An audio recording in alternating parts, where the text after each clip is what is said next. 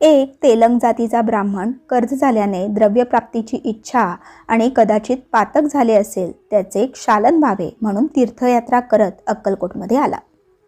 अनन्य भाव हृदयात ठेवून तो स्वामींच्या समोर दर्शनासाठी हात जोडून उभा राहिला. त्याच वेळेला स्वामींनी त्याच्याकडे बघत त्याची इच्छा विचारली.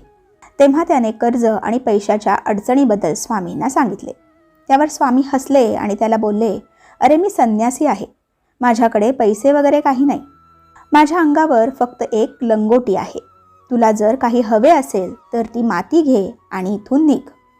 ब्राह्मण अचंबित होऊन बोलला, ही माती घेऊन मी काय करू?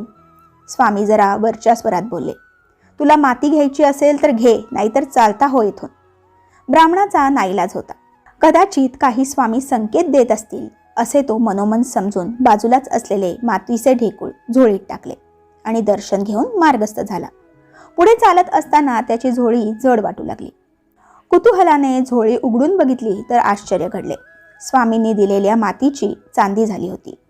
त्या ब्राह्मणाच्या डोळ्यातून अखंड अश्रुधारा सुरू झाल्या. स्वामींनी त्याला पुन्हा नव्या जोमाने उभे केले आणि पैशाच्या कर्जातून तो कायमचा मुक्त झाला.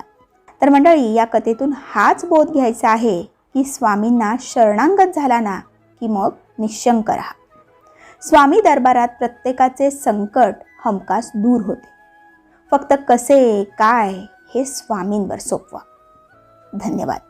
श्री स्वामी समर्थ.